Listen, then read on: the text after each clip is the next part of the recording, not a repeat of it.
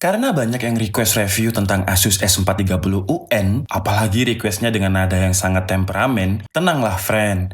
Request kalian-kalian ini udah disiapkan sama Dika ID bagian intelijen.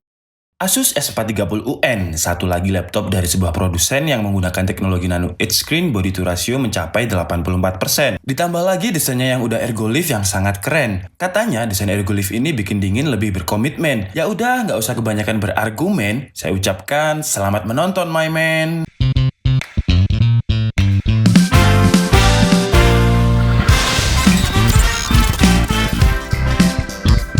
Hai guys, Andika di sini dan karena udah banyak banget yang minta review tentang Asus S14 S430 UN dan maaf baru hari ini bisa upload karena nunggu barangnya ada dulu kalau mau review. Makanya support kita dengan subscribe ya. Kalau subscribernya banyak kan siapa tahu Asus atau brand lain mau minjemin produknya buat di-review. Kan kita gak perlu beli dan nunggu dulu. Jadi Asus S430 UN ini adalah penerusnya Asus S410 UN. Yang desainnya ini kelihatan anak muda banget dengan pilihan warna yang sangat variatif. Untuk nama warnanya emang agak nyeleneh-nyeleneh. Ada Star Grey, padahal kalau dilihat ini ya merah. Ada Silver Blue, padahal kalau dilihat ya kuning. Dan kalau kalian ingin masa depan kalian cerah, kalian bisa memilih yang Silver Blue. Karena kata Asus Silver Blue ini bisa menuliskan masa depan. Puitis banget bahasa marketingnya ya. Kebetulan yang kita review ini adalah warna Icicle Gold. Bener ya bacanya ya, Icicle Gold. Karena saya lihat udah banyak banget review di channel YouTube lain tentang warna selain ini. Jadi biar agak sedikit beda, hari ini kita review yang warna Icicle Gold. Kalau kalian pengen tahu review yang warna lain, kalian bisa cek channel-channel review YouTube lain yang udah banyak banget review tentang Asus ini. Sebelum kita mulai videonya, seperti biasa saya minta bantuan kalian untuk support channel Dika ID dengan cara like dan share video ini. Dan yang terpenting subscribe atau berlangganan sebagai bentuk support kalian. Dan dengan subscribe channel ini, kalian bisa berkesempatan memenangkan giveaway mingguan menarik dari kita. Serta jangan lupa klik lonceng notifikasinya agar kalian tidak ketinggalan kalau kita upload video baru. Oke, sekarang kita bahas Asus S14 S430 UN yang nanti kita sebut saja sebagai S430 ya, biar gak terlalu panjang, atau kita bisa juga sebut dengan sabun. Karena S430 UN itu kalau digabungin pakai bahasa alay, bacanya jadi sabun. Tapi janganlah nanti dikira fans Eriko Lim. Kita sebut saja S430 ya. Ada 3 SKU untuk S430 UN, yaitu ada Core i3, Core i5, dan Core i7. Dan yang kita review kali ini adalah varian Core i5 8250U dengan dual channel RAM 8GB yang bisa di-upgrade sampai 20GB. Storage-nya menggunakan SSD 256GB dan ada harddisk-nya juga 1TB. Graphic card-nya menggunakan MX 150 2GB DDR5 dan harganya sekitar 12.800.000. Sayangnya tidak seperti Asus S410 UN, tidak ada SKU untuk MX 150 dengan VRAM 4GB, hanya mentok di 2GB. Oke, sekarang kita bahas secara desain dulu. Kalau saya lihat di website resminya Asus, warna Icicle Gold ini mewakili ketekunan dan keanggunan. Intinya warna ini menggambarkan kemewahan. Well, saya setuju sih dengan kata-kata kemewahan. Tapi kalau dibilang warnanya gold, mungkin maksud Asus adalah emas putih ya. Karena warnanya ini dominan silver daripada gold. Untuk build quality-nya sudah lumayan bagus. Gak ada part-part yang kerasa kopong. Dan bahan materialnya ini aluminium. Tapi hanya bagian cover belakangnya saja. Untuk bagian lain masih menggunakan plastik polikarbonat. Tapi dengan finishing brush metal, jadi meskipun plastik, finishingnya ini terlihat seperti aluminium dan match dengan cover belakangnya. Kemudian di pinggiran casingnya ini terdapat kombinasi warna putih yang tidak terlalu kontras dengan warna silver, Icicle Gold. Tapi kalau warna di varian lain seperti merah, hijau, dan kuning, kontrasnya akan eye-catchy banget. Tapi kalau kalian seleranya warna netral atau tidak terlalu catchy, kalian bisa memilih warna gunmetal atau Icicle Gold ini. Karena kalau selera warna itu ya tergantung masing-masing orang. Tapi kalau saya lebih suka yang warna netral. Untuk aksen pinggirannya yang berwarna putih ini awalnya saya kira karet, tapi ternyata bukan. Karena kalau pakai bahan karet takutnya nanti kan cepat melupas. Tapi ternyata enggak kok. Pinggirannya ini menggunakan bahan plastik yang menyatu dengan casingnya. Cuman memang kalau nggak dipegang atau dilihat saja, terlihat seperti karet. Berat dari S430 ini sekitar 1,4 kg dengan panjangnya 22,55 cm, lebar 32,34 cm, dan tebal 1,8 cm. Dan dengan dimensi tersebut, S430 ini tergolong ringan dan sangat compact, enak banget kalau kalian mau bawa kemana-mana. Kemudian selling point lain dari S430 ini adalah engsel-nya yang memiliki ergolith design, di mana ketika kalian membuka laptop S430 ini, pantatnya akan menjadi biduan karena pantatnya akan sedikit terangkat, dan dengan desain seperti ini, kata Asus, di bagian bawahnya akan membuka ruang ventilasi untuk udara, jadi sistem cooling fan-nya akan lebih optimal. Serta dengan desain ergolith ini, Keyboard S430 akan terangkat sekitar 3,5 derajat yang memang akan lebih nyaman jika kita gunakan untuk typing karena keyboardnya akan sedikit terangkat ke atas untuk memberikan kemudahan jari kita untuk mengetik. Untuk keyboardnya sendiri agak tinggi dan memiliki travel distance sekitar 1,4 mm dengan warna silver, tidak hitam seperti warna di varian lain yang menurut saya terlihat mewah banget. Atau mungkin karena saya terlalu sering melihat keyboard dengan warna hitam, jadi ketika ada warna lain, warna ini terlihat lebih elegan. Kemudian ukuran tombolnya udah besar-besar dan jaraknya ini menurut saya udah pas banget, kecuali di bagian panah atas dan bawah yang masih berdekatan. Dan keyboardnya juga sudah backlit keyboard dengan opsi 3 warna di tingkat kecerahannya. Sayangnya tombol powernya masih menyatu dengan keyboard. Ya ini sih kalau menurut saya agak kurang eksklusif kalau tombol powernya masih menyatu dengan keyboard. Tapi experience saya mengetik di S430 ini cukup nyaman banget malah. Feel kliknya ini dapet. Rasa mantul setelah ditekan juga enak. Mungkin yang kurang cuman keycap atau lekungan di tiap tombolnya, karena tombol keyboardnya masih kerasa datar-datar. Tapi overall buat ngetik untuk jangka waktu yang lama menurut saya udah nyaman banget. Di bawah keyboardnya terdapat touchpad yang tidak ada perubahan desain, sama seperti Asus S410. Touchpadnya cukup besar dengan desain klik kiri dan kanan menyatu dengan touchpad, dan di pojok kanannya terdapat fingerprint sensor untuk login menggunakan Windows Hello. Yang berbeda terletak di bagian stiker kanan touchpad. Kalau di Asus S410 di stikernya ini ada tulisan spesifikasi biasanya, sedangkan di S430 ini polos, nggak ada detail tentang spesifikasi apapun, hanya ada selling point seperti biasanya.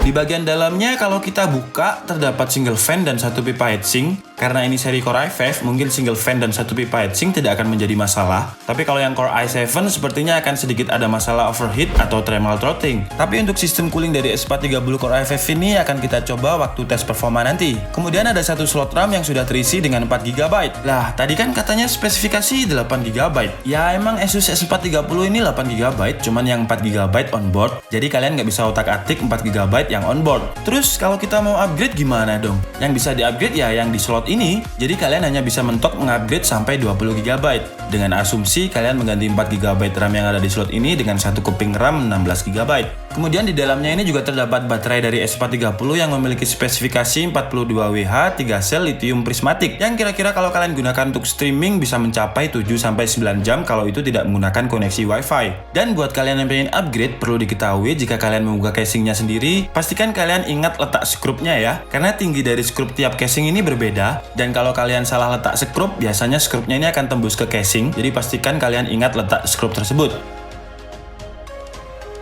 Dari segi layar, S430 memiliki dimensi 14 inch dengan teknologi yang disebut Nano Edge atau gampangnya sebut saja bezeless, dengan screen body to ratio mencapai 84%. Jadi karena framenya tipis, laptop ini seolah-olah terlihat seperti laptop dengan dimensi 13 inch. Resolusinya sudah Full HD, panel IPS dengan refresh rate 60Hz, dengan tingkat sRGB sekitar 68%, dan juga sudah ada fitur anti-glare. Jadi karena IPS dan juga sudah anti-glare, wide viewing angle-nya jadi lebih nyaman. Dan kalau kalian gunakan laptop ini di luar ruangan dengan sinar matahari yang sangat terik, atau di ruangan dengan cahaya lampu yang sangat cerah, layarnya masih akan terlihat dengan jelas atau gampangnya tidak silau. Untuk konektivitasnya, Wi-Fi-nya menggunakan dual band 802.11 AC dan Bluetooth versi 4.2, belum yang versi 5. Dan di sebelah kirinya ini terdapat dua buah USB 2.0 dan slot micro SD card, bukan yang full size SD card.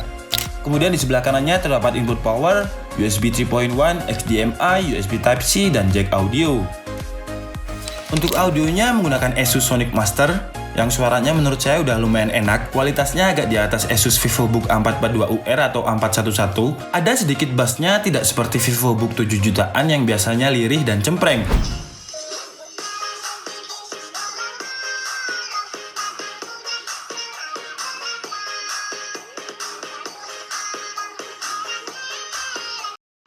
Untuk webcamnya menggunakan 720p yang kualitasnya ya standar webcam laptop lah. Jadi kalau kalian mau main Ome TV, beli webcam eksternal biar kelihatan ganteng. Siapa tahu jodoh kalian ada di Ome.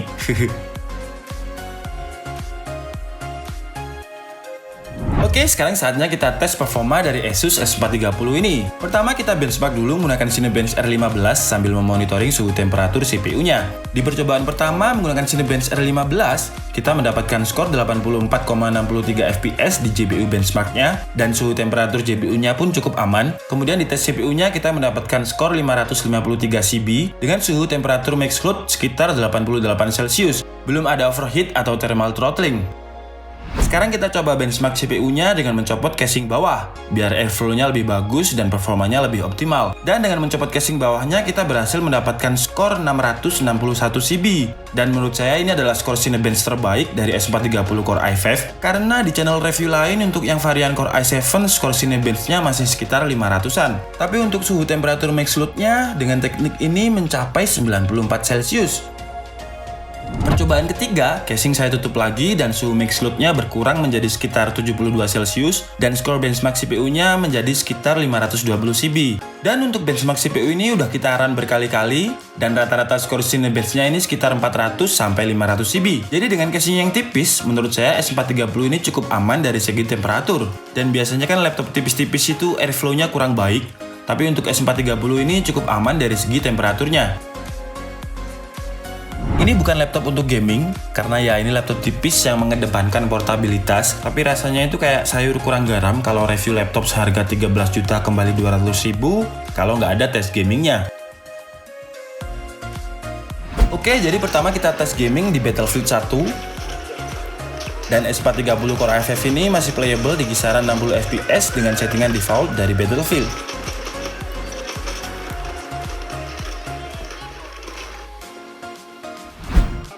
Lanjut ke tes kedua, kita menggunakan Game Pass 2018.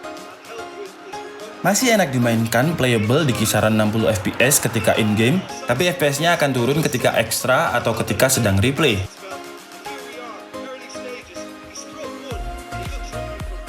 Lanjut ke game wajib, yaitu PUBG PC, dan di game ini saya menggunakan resolusi XD bukan Full HD, karena kemungkinan untuk Full HD nggak akan playable. Dan pertama kita coba dulu di settingan very low. Di settingan ini masih playable di angka 60-an fps. Suhu temperatur GPU-nya juga masih acceptable di angka 79 Celcius. Jadi kita naikkan sedikit ke settingan high.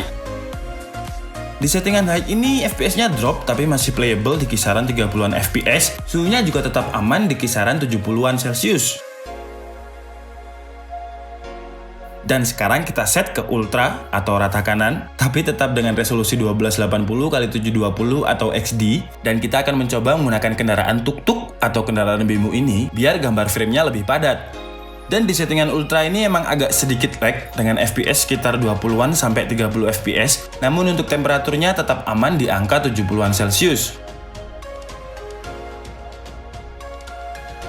Oke guys, jadi cukup sekian video kita kali ini, dan kesimpulan dari DKID adalah dengan harga 13 juta kembali 200 ribu, secara price to design S430 ini menurut saya cukup oke lah. Jangan dibandingkan dengan XP Envy atau ZenBook dan sekelas VivoBook yang biasanya desainnya ya gitu-gitu aja. S430 ini memberikan warna baru dengan warna-warna yang sangat energik dan milenial banget. Kalau secara price to performance ya jangan dibandingkan dengan laptop gaming, karena yang ditonjolkan di S430 ini adalah portabilitas dan baterai yang awet. Tapi kalau secara harga saya agak setuju sih kalau agak kemahalan, karena Nvidia MX 150-nya ini masih yang versi 2GB bukan yang versi VRAM 4GB seperti S410 yang punya harga lebih murah dari S430. Tapi di S430 ini kalian diberi opsi yang lebih besar untuk SSD yaitu 256GB, sedangkan S410 hanya 128GB. Dan tentu saja karena desainnya yang lebih bagus ketimbang S410, sepertinya cukup wajar kalau harganya agak selisih juga. Cuman ya menurut saya emang agak sedikit kemahalan. Intinya kalau kalian sering gaming, kalian jangan beli Asus S430. Kalian bisa ambil Asus TUF yang range harga untuk seri Core i5-nya hampir sama dengan S430 ini. Tapi kalau kalian lebih mengedepankan portabilitas dengan desain kelas atas, S430 ini bisa menjadi pilihan. Dan baterainya ini juga cukup lama, sekitar 7 jam, dimana Asus TUF hanya sekitar 2-3 jam. Oke guys, cukup sekian video kita kali ini, dan saya minta maaf apabila ada kesalahan dalam penyampaian informasi. Seperti biasa, kalian bisa mengkoreksinya di kolom komentar. Saya Andika Setiabudi, and see you on the next video. Bye-bye!